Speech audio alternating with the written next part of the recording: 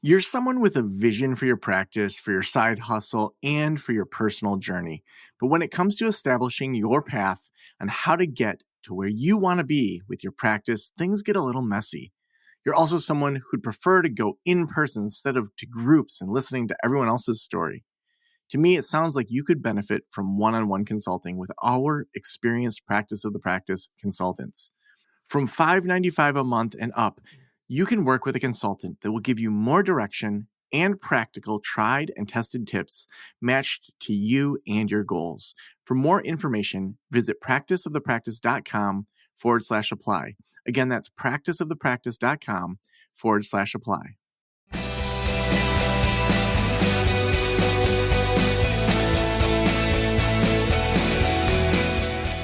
This is the Practice of the Practice podcast with Joe Sanok, session number 1335.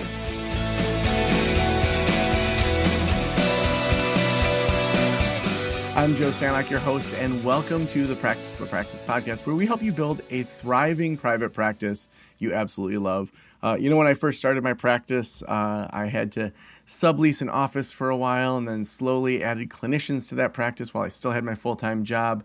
All those things, whether it was accounting, marketing, building a website, thinking bigger in any way, were not things that I learned in graduate school. They were things that I learned the clinical stuff. I learned how to do treatment plans. I learned how to think through those basic things of therapy. But when it came to business, there was nothing that I knew about that. I didn't know how to level up. I didn't know how to attract different types of clients. I didn't even know what I didn't know. And so this podcast, we're 1,300 plus episodes in, exploring what it means to be a therapist in private practice, talking to people in every corner of what impacts us, and sometimes things that don't even impact us. One of my very first podcasts in the first 100, I just had this idea one night where I was like, hey, I wonder who has beat Super Nintendo, the Mario Brothers, the original Mario Brothers fastest. And I found the guy, sought him out, and said, what kind of life things did you get from that? To me, we sometimes just stay in our own corner. We don't dig into other areas. And there's so many conversations we have on this show that help you out to grow that private practice. I'm so excited today to have Dr. Michael Gervais, who is one of the world's leading experts on the psychology of high performance and human potential. A licensed psychologist and renowned mental skills coach, he's spent more than 2 decades helping top performers from Olympic athletes and Super Bowl champions to Fortune 50 CEOs and global musicians thrive under pressure and unlock their best. As the host of the Finding Mastery podcast, Dr. Gervais has explored the mindset and craft of some of the most extraordinary thinkers and doers of our time, including Brene Brown, Pete Carroll, Toto Wolff, Alex Honnold, Misty Copeland, Mark Cuban, Abby Wambach, and John Baptiste. Michael, welcome to the Practice of the Practice podcast. I'm really excited to be with you. Thank you for having me. Oh, I'm so excited to have you here. It's funny. Just the other day, John Baptiste had a video that popped up, and he was playing at some graduation ceremony and doing "If you're happy and you know it, clap your hands." And he didn't even say anything; just got on stage, did a really simple version, and then built it into this entire just masterpiece. And I feel like he's one of those musicians that just. It's like he can see the notes in a way. And so, some of the people that you've interviewed and talked to and worked with, so impressive, genuine reflection of your skill set that you're bringing today. Oh, thank you. Yeah, they are extraordinary. And, one of the things that I enjoy opening up is the idea that are they like us or are they different? And, over the last, almost 30 years of spending time with world-class, frontier pushing people, is that they're just like us. They're just like you and me, except they have done a handful of things exceptionally well, and that's knowing themselves, matching their environment, and then running to the edge on a very regular basis. And so, I am going to enjoy talking about wherever you want to go, but the extraordinaries certainly have my attention. Well, I want to start with just, how did you get into this work? I think sometimes we see psychologists like you and it's like, wow, how do you even start in that world and get noticed to be able to be hired by the kind of people that are hiring you? Like, how did that play out? Yeah, cool question. I think there's probably 2 things that are important. One, first and foremost, when I was in high school, I was a bit of a mess, and I was really anxious. My parents are the classic codependent alcohol, addict profile. So I didn't know what was honest. As a good codependent would, you guys would recognize, you and your community would recognize, they're constantly cleaning up the mess. The addict is making the mess, and I wasn't sure what was real. So I lived in a pretty anxious mind, a pretty anxious body. The way that young kids that are kind of interested in sport work with anxiety is me and many of my friends looking back, is that there was a frustration, an intolerance, an agitation. It was not like, hey, I'm scared. It was the aggressive nature that I was working from. And I really needed help.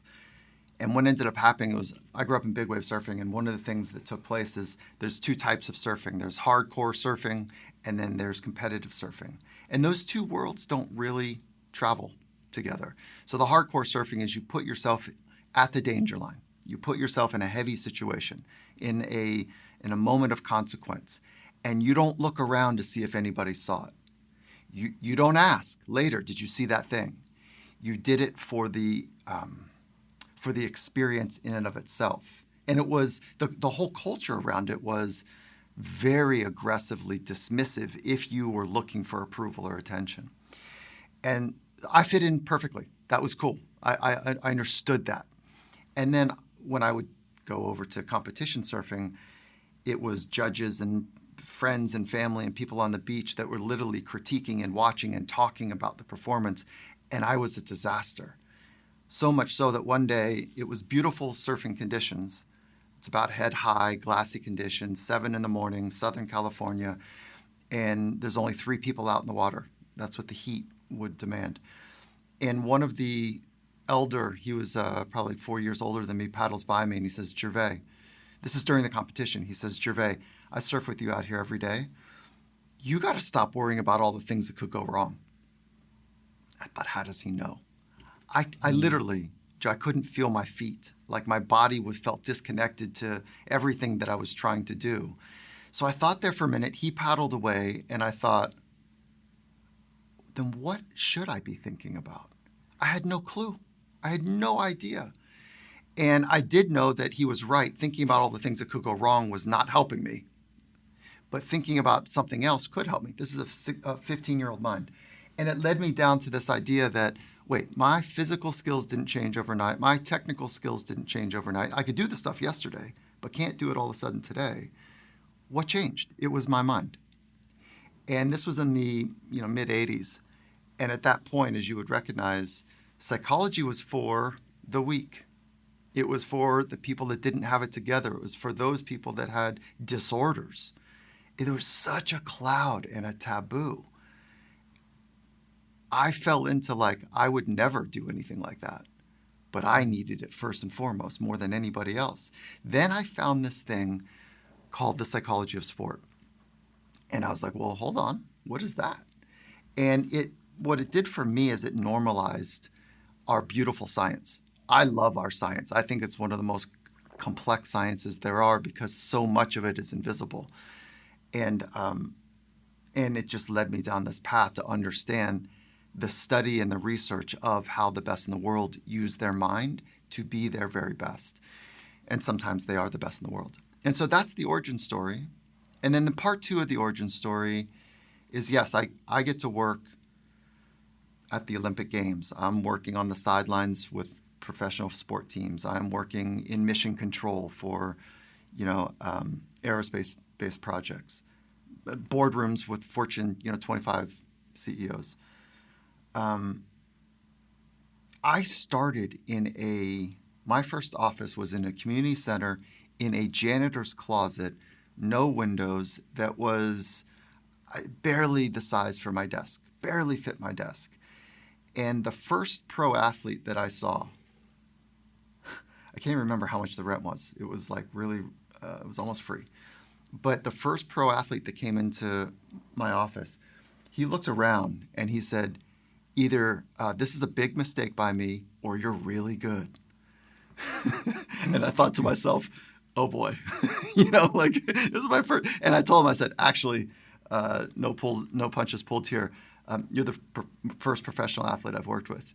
And he goes, all right, well, let's see what you got. Oh, So it started super humble, meaning that I was an anxious human. And I didn't start with like a running start in the field. But what I did start with, Joe, was like, I wanted to understand how this obsessive, anxious nature that I had, how it could possibly facilitate, how I could get free, and could it facilitate me taking this beautiful science a little bit further in my own life and in my practice. And then I wanted to work with those people that were equally obsessed with their thing. And I didn't realize that this obsession was a little unhealthy at the time, but that's where it started for me. Well, I love that you talk about kind of fear of other people's opinions right at the beginning. I know in the first rule of mastery, you talk about the fear of others' opinions really kind of being one of the biggest hidden barriers of performance. What's a story where you saw someone really break free of that and it helped them? I mean, I think first and foremost, it's probably important maybe to open it up to maybe for your audience to consider if they have FOPO themselves. It's an obsessive checking. It's this rumination. This is not a clinical symptomology here, but it is a cluster of constantly checking and thinking about, are they thinking about me? And for those folks that are more neuroscience influenced, it really is like the default mode network, at least what we think about it. It is the default mode network on high alert on a regular basis. Am I okay? Do you think I'm okay? Are we okay? Is this okay? Are you sure I'm okay? It's that chronic checking in. Mm-hmm. And it shows up in places like, I don't know, if you're having lunch by yourself, like do you reach down for your phone so you appear busy, right? Like that type of thing. Do you spend a lot of time thinking about what you're going to wear so that you'll be part of accepted in a group? So FOPO. I could go on and on. I really love the concept. The first time that I knew it was a real thing was first and foremost, it was through me. And then I started seeing in world-class athletes through my practice that they wouldn't call it FOPO, and that's just for fun, really, the fear of people's opinions. But what they would say is like, I'm not afraid of getting hurt. I'm not afraid of losing a contract. What I'm afraid of is looking stupid. I'm afraid of letting people down. I'm afraid of being embarrassed. That's all of people's opinions as the main lever for their thinking patterns and the behaviors that ensue. This fear of letting down mom or dad or the agent or a teammate or a coach or looking bad in the eyes of others is really what it is. The first thing that happened for me, I was 16. I just got my license, and I just bought my car. I saved up, I think it was $1,500 for a Mazda B2000 pickup truck. And I was like, oh, this is cool that I've got my car. Tells you a little bit about my humble beginnings. And I'm driving on the same direction on Pacific Coast Highway in Southern California as another car. And I straightened up and I thought, man, when I pass them, they're going to see this cool 16-year-old kid in this car, right? And I put on this cool kid lean. And I looked over and they had no interest in me, in my car. And I thought to myself in that moment, what am I doing? What is all of this machination? Like, what am I doing? And I was so embarrassed by it. Joe, I never told anybody else because it was quote unquote whack, right? I never would tell my friends about any of that. So I kept it private. I knew it was lame. And then come to listen to world-class athletes talk about how they thought a lot about what other people would think if they blew it.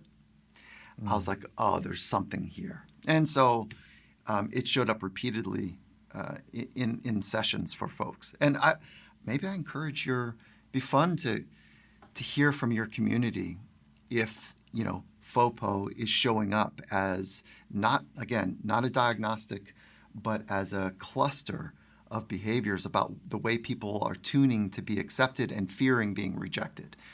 And I think it's meaningful enough that it does shape in a maladaptive way how we think, how we speak, and certainly how we behave. Mm.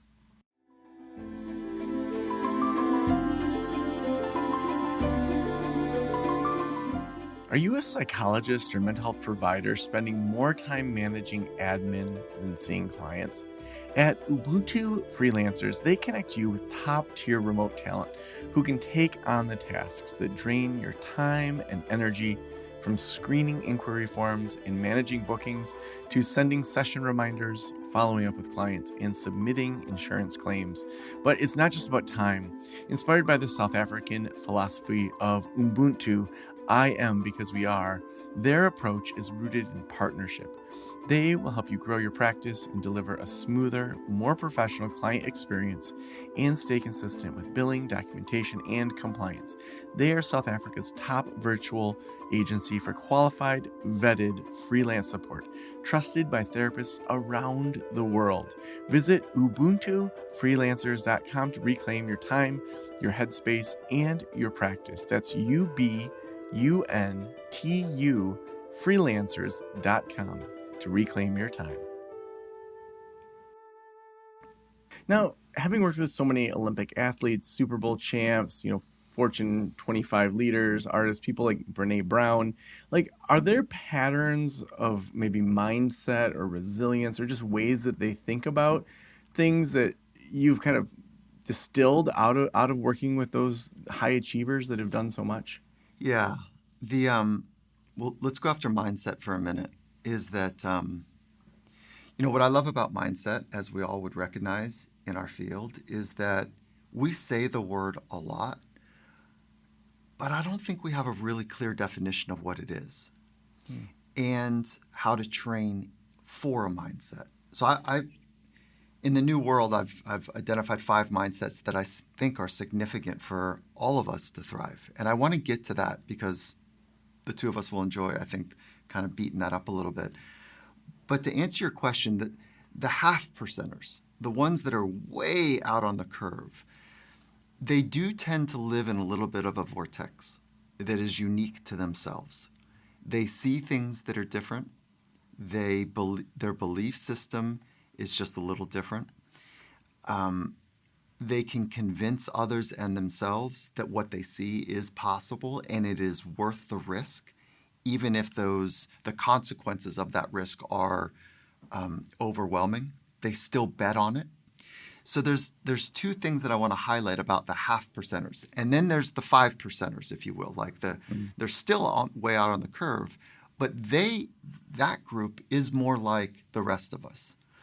So I do want to create a thin line between the half percenters and the 5 percenters.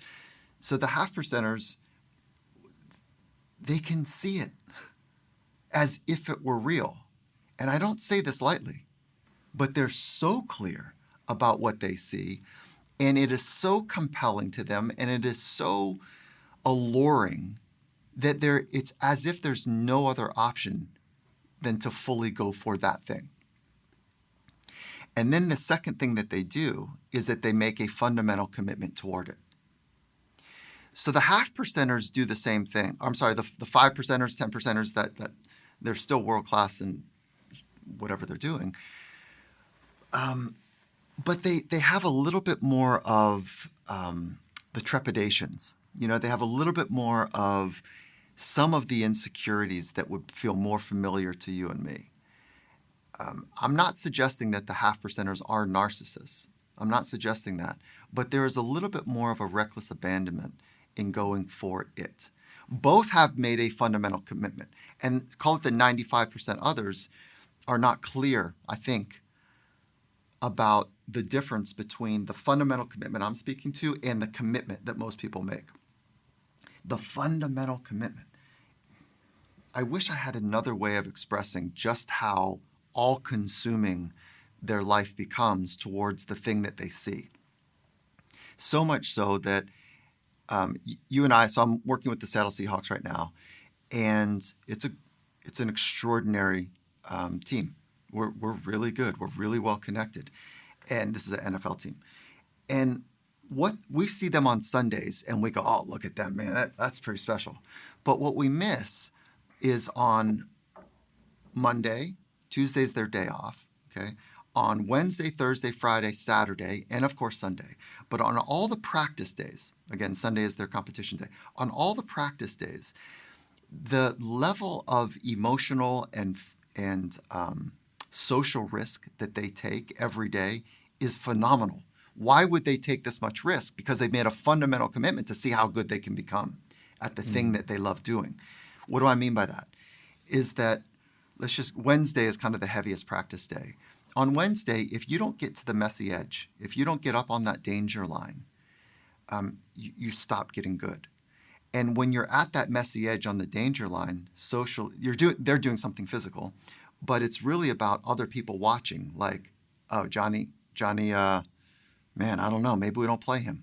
He doesn't look that good. But you have to be at that messy edge where you're not truly, in control of like how well you're doing because you're in that edge. So in front of your peers, in front of your coaches, you have to get to that edge. That risk taking is kind of the unlock for getting better. Most of us in our lives, we don't have that messy edge that the environment is designed and forcing us to get to. In business, our clients can hide a bit, and certainly in large businesses, there's moments where, all eyes on you, of course. And then maybe more insidiously is our job, what we do in a well-controlled, comfortable room where we are mostly guiding the experience. Of course, the client is got the reins, but where are we vulnerable in our lives? Like, really? I think that we are so attracted to feeling safe as psychologists, as clinicians, to feeling safe that our growth arc is stymied and compromised. And we learn well, and we're empathetic, and we listen well, but I'm not sure, based on what I've seen, that we can be on anywhere near as a radical clip of growth, our community, as I'm watching with World's Best and how they do it. So I think in our community of clinicians and psychologists, we are far from our potential, far from it. And that inspires me because I think it's one of the most significant sciences moving into the new horizon. And it's because I'm watching what big sport is doing. And I think big sport is about 10 to 15 years ahead of big business. And I think that both are ahead of the way that psychologists and clinicians operate from a growth arc. So let me start with big business or big sport. Again, I think they're about 10 to 15 years ahead of big business. The only product in sport is the human. So a ton of resources go into helping a person be better. And that person needs to enter the building each day with a really high fundamental commitment. They have to have their life priorities in line. They have to go to that messy edge. They're making a fundamental commitment to get better, which is a prerequisite to be vulnerable, in getting to try out things that you're not good at. Okay. 40 years ago, the avant-garde coaches said, hey, listen, I want a competitive advantage. What is this thing called strength and conditioning? Like, do you really think that we could become bigger, faster, stronger if we lifted weights? Or is that going to get us slower? Call it 50 years ago more. Those coaches were like, let's try it. Okay? The science of strength and conditioning, it works. Athletes are bigger, faster, stronger. Okay, but they're getting hurt a little bit more because we're pushing them harder.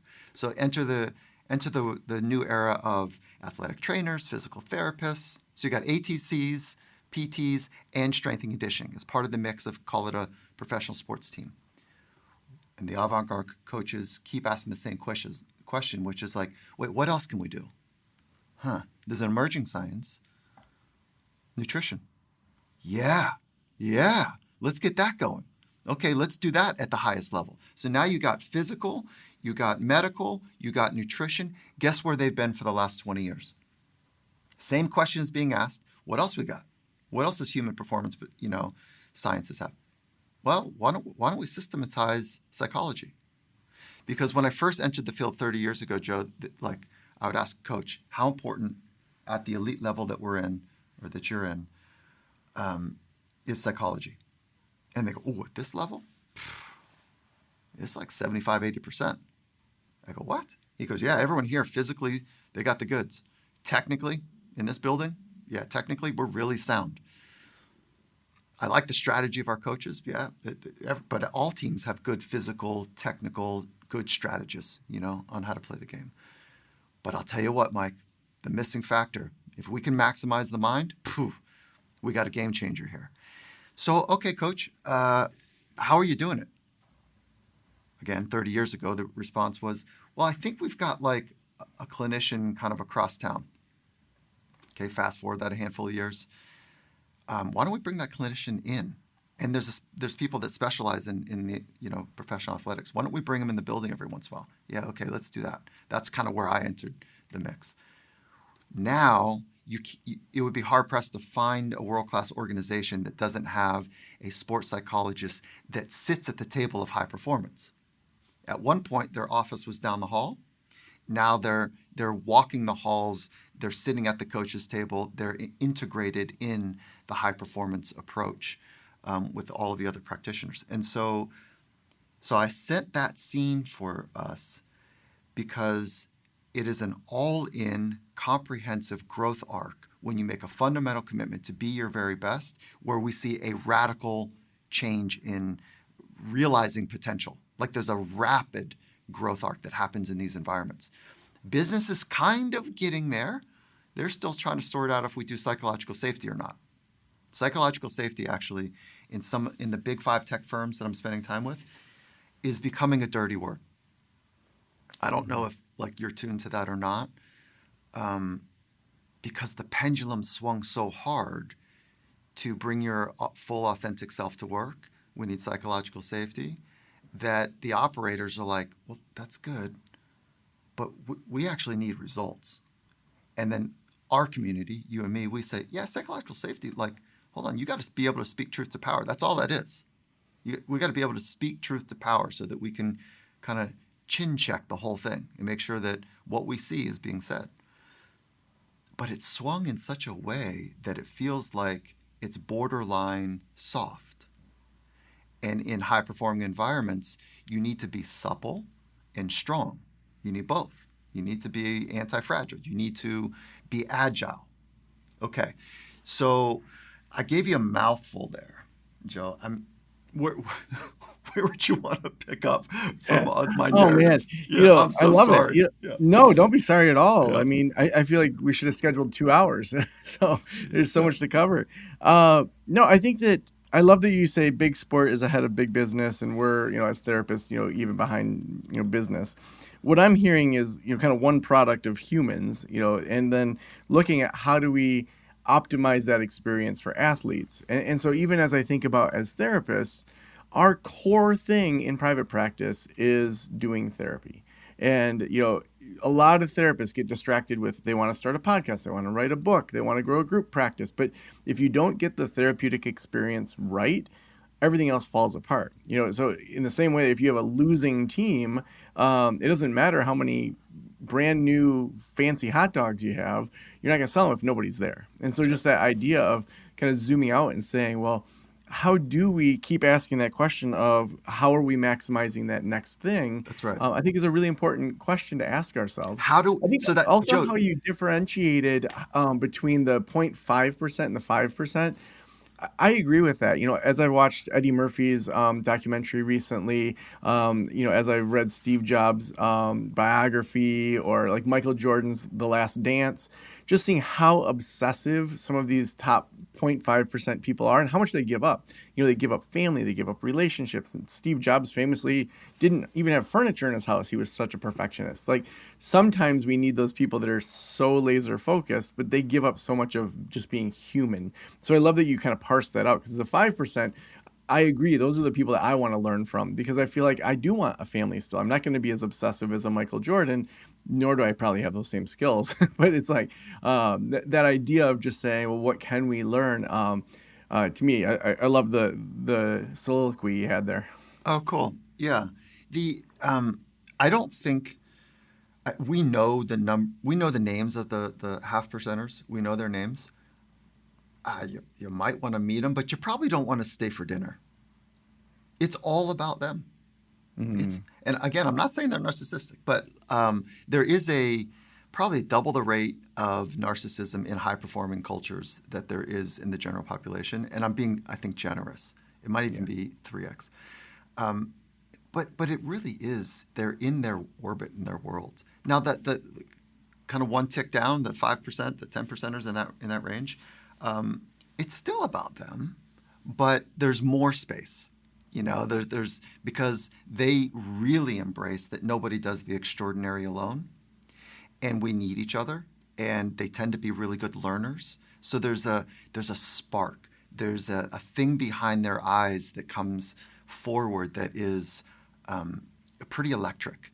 And there's an ambition, of course, but there's a community-minded thing that's more than the half percenters. That it's more about them than anything else. Mm-hmm. So, but let's go back to your community, which is like asking the same question that head coaches ask. Okay, what's our competitive advantage? How do we get better?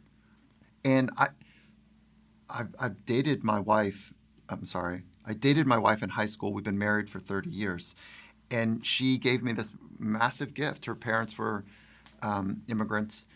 She's first generation here, and she gave me this massive gift, and her family did, which is, just do good work. Do good, solid work. So the therapeutic experience was home base for me. Mm. But how do you get better? What is the structure? You and we need a community of people that hold up mirrors, that hold us accountable, that watch what we do. When's the last time you were supervised? When's the last time that you had somebody other than like a couple peers maybe that you can, talk about things with, but actually watch you do it? We need it. We really need it. And I would encourage the community to try to sort that out a bit. And it's really dangerous. There's no chance that you're going to get exponentially better by staying in the comfortable room where you're mostly you're the one with the back to the door, right? That's how they did they train you the same way? Mm-hmm. Yeah. Right? Right? Just in case it gets wild, you can leave. So how do we get better as a community? Because I'm telling you, the world is calling on us to be great. Mm-hmm. So two things that I'm fascinated by. One is I want to help normalize and democratize this beautiful science. And my partners in that are world-class athletes, the cool kids, and when they say, look, I thought I had it together, and then I started doing some work on the mind. Oh my goodness, what a difference. And my mission is to help people unlock their potential. Like that type of narrative, when the cool kids say it, we get pulled into that draft. And I just think it's a necessary capability for humans in this high-stress world that we're living. And I know I'm speaking to the choir on it, but we need help making it cool. And I get why we created the ethical code. Is it ethics or is it in the ethical code? No, it's not the ethical code. What's the other? Oh my goodness, I'm blanking right now. One of those moments when we see a client at the grocery store and we don't say hi to them. Dual relationship. Yeah, but it's not the ethics. It's the other thing. I'm blanking out right now. But yeah, I get that it's not a dual relationship. It's like privacy, confidentiality. Yeah, and so that bit of privacy is like you can't acknowledge that you know them. Mm-hmm. That's wild. Talk about a taboo. Talk about like that would never work in a sporting environment. Never would it work. Because the fundamental commitment of that community is to be their very best. Leave no stone unturned. The head coach says, hey, everybody, this is day one. I want to introduce Dr. Gervais, blah, blah, blah, blah. He's done this, that, and the other. And figure out how to go get time with him. Figure it out. Yeah, cool. Anyways. Oh, I know earlier you said 5 mindsets. I want to make sure we don't leave that hanging out there, and then we'll dig into our last question. So Can you quickly go through those 5 mindsets, and we'll see what we can pull out of them. The most important thing about these 5 is that each one of them are trainable, okay? So I'll start with the heavy hitter, purpose mindset. So when you enter an environment, are you connected to your purpose? Do you have a purpose mindset? The second is curious mindset. When you enter an environment, are you able to pull up that curious approach about how things work, okay, or how people work or how you work? purpose, curious, optimistic? Can you bring a mindset in where you're finding what could be good? Especially in this world where we've got all the negativity biases and survival biases on full tilt. Relational. So a relational mindset, and is exactly what it sounds like. And then the last is an agile mindset. So those five factors, those five mindsets, are what I think. There's of course others. I think that they're so foundational to living well and thriving in this high-speed, high-stress world that we're in, that folks that have volitional control to be able to work with those five mindsets, I think they're in a pretty good place.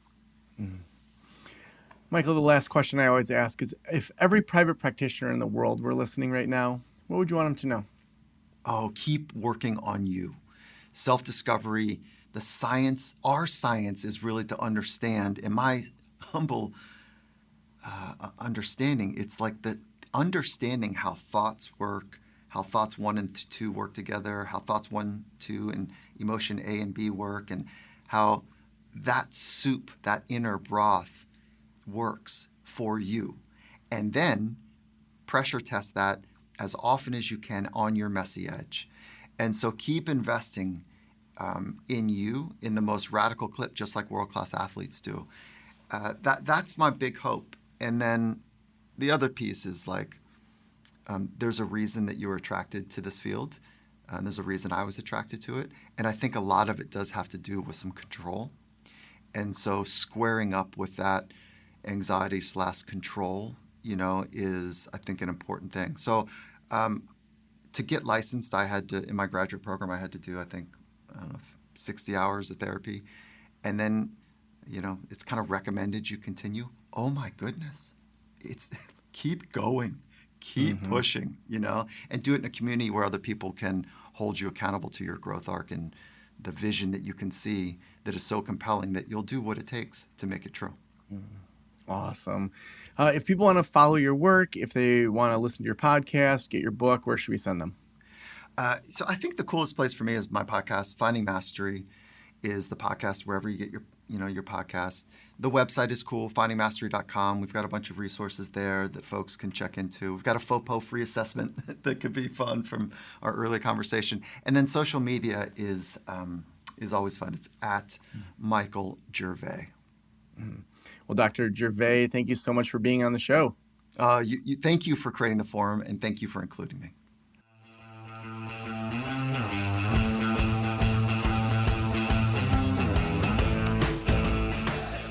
Just love doing shows like this that feel like they end way too soon. Have so many more questions for Michael. But to me, one thing I'm really taking out of this is just how much the work we do is unique and matters in all sorts of areas of the world. So often when I've talked to people that are consulting or coaching or doing things in the sports world, it comes from almost like a hustle bro mentality that we're all supposed to act like that. And what I appreciate about Dr. Gervais is that he kept all of the best parts of therapy and applied them to a new arena or a different arena, and continues to do that. And so sometimes we feel like we have to just be chameleons when we go, speak to big business or speak to other places. And I'm sure there's some of that he has to kind of change how he talks about things, like with the confidentiality example. But I want to encourage you, as you listen to podcasts like this, to just think about if you authentically showed up in some new environments, what would that look like? I mean, think about how many banks just need to learn crisis management. You and I know crisis management inside and out. There's a whole program there you could develop just for banks handling crisis management for their frontline staff. There's so many examples of things where our psychological insights are gold to other industries. So I want to encourage you to brainstorm, encourage you to come up with ideas, and we're here at Practice of the Practice to support you throughout that whole journey. Also, if you are looking for someone to handle your calls, our sponsor, Ubuntu Freelancers, is so amazing. We drain so much energy and time taking on all these tasks. They do an amazing job to just just help you reclaim that time, headspace, and to reclaim your practice. You can visit ubuntufreelancers.com. That's UBUNTU freelancers.com. They're South Africa's best virtual agency. You're going to want to check them out right away. Thank you so much for letting me into your ears and into your brain. Have a great day. I'll talk to you soon. Special thanks to the band Silence is Sexy for that intro music, and this podcast is designed to provide accurate and authoritative information in regard to the subject matter covered. It is given with the understanding that neither the host, the producers, the publishers, or guests are rendering legal, accounting, clinical, or other professional information. If you want a professional, you should find one.